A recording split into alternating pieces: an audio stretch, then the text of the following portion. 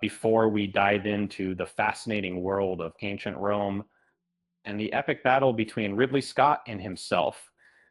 Don't forget to subscribe to our channel and hit that like button for more engaging content. And as a history enthusiast and film critic, I've spent countless hours wandering through the ruins of ancient Rome, and I must say that the battle for filming locations of Ridley Scott and himself was nothing short of epic. Having grown up watching the original Gladiator, I can confidently say that the sequel did not disappoint. The cast, particularly Denzel Washington in his career-high villainous performance, brought a new level of intensity to the screen. The narrative of Ridley Scott's upcoming sequel, titled Gladiator 2, revolves around the grandeur of ancient Rome. Our story begins with the empire's favored general Acacius marching towards Numidia to claim the territory.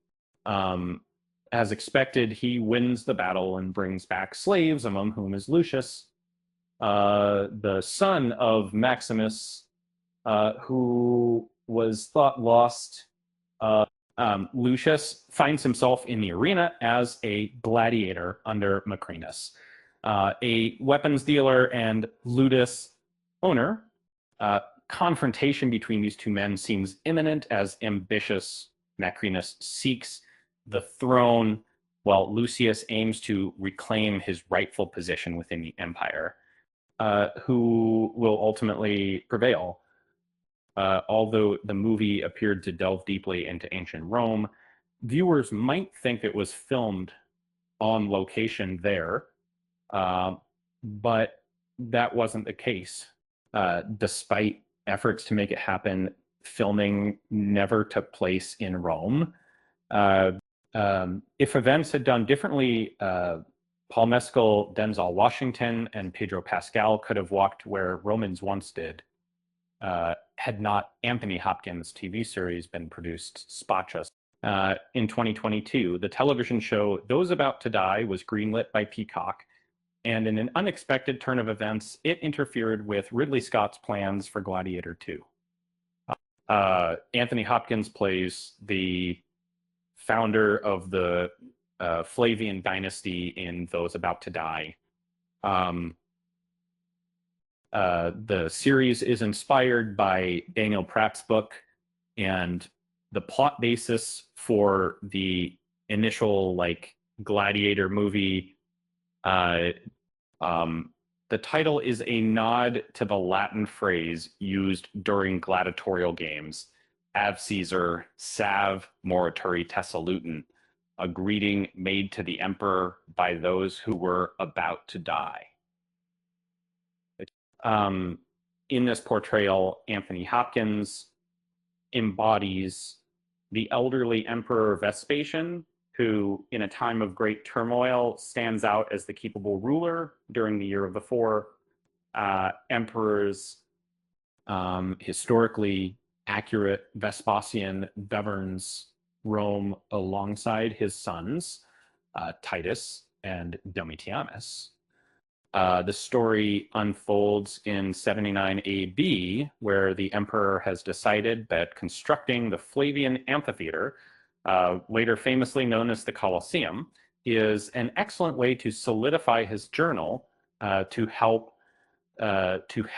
give a sciative invalidated the policies that take them missing on I fondly recall Emperor Vespasian as one of the most remarkable figures in Roman history. He established the Flavian dynasty, a lineage that reigned over the empire for an impressive 27 years, succeeding the Julio Claudians. In a different part of the program, the gambler Tenax intends to elevate his status within the empire, by assembling a powerful racing team for the Circus Maximus competitions with the help of the proficient racer Scorcus. Meanwhile, a resolute woman named Kala journeys to Rome with the goals of liberating her daughters, Ada and Jula, from bondage and preventing her son, Kwame, from engaging her gladiatorial games due to his concerns about mortality. Roland Emmerich beat Ridley Scott for the rights to film in Rome. The intense competition between two productions, Gladiator 2 and Those About to Die, unfolded concurrently during their filming. Despite tackling similar themes, Peacock's show was able to claim the rights to Rome before Scotland's. This surprising turn of events can be attributed to the equally exceptional direction provided by Roland Emmerich, who is famously known as the Master of Disaster, regarded as the mastermind behind iconic 90s sci-fi films like Independence Day, Godzilla, Stargate, and Universal Soldier. Emmerich has earned considerable respect in Hollywood, allowing him to stand shoulder with Scott in their battle for filming rights. And Empire Magazine conducted interviews with director Roland Emmerich and chief writer Robert Rodat, who both corroborated the earlier speculation. Although they successfully fought for filming locations, Emmerich acknowledged his admiration for Ridley Scott. It's worth noting that Rodat confessed Stott had felt let down over not securing the role of Rome. Despite this, the author showed understanding by offering an apology. Instead of Rome, Scott chose to film in Morocco, Malta, and the UK instead. Fortunately, these places turned out to be ideal substitutes. Gladiator 2 still leaves fans entertained, although Rome has undergone significant transformations throughout history. It would have been fascinating to witness the authentic landmarks in Gladiator 2. However, this limitation didn't diminish the movie's overall quality. In fact, Gladiator 2 remains remarkable, boasting a cast that some argue surpasses the first film. Denzel Washington delivers an exceptional portrayal as a cunning gladiator owner using his intellect instead of a sword. At 69, he continues to embody his signature charm exceptionally well. Paul Mescal skillfully portrays Lucius, his former subordinate turned adversary, with an undeniable charm.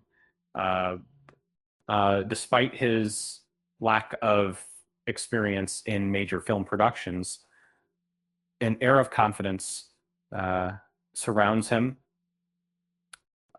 It's hard not to empathize with Lucius as we ponder if he will ever attain the liberty and self-expression that we so casually enjoy in contemporary society.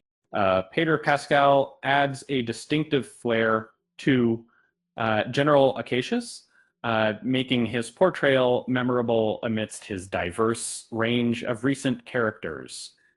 In addition to this, Ridley Scott's unique combination of multi-camera filming and computer-generated imagery gives every scene an astonishing sense of authenticity. This creates a rich emotional portrayal of ancient Rome, vividly illustrating the corruption and deceit that were common during that era. Unfortunately, unlike some productions, the claim doesn't hold true for Those About to Die.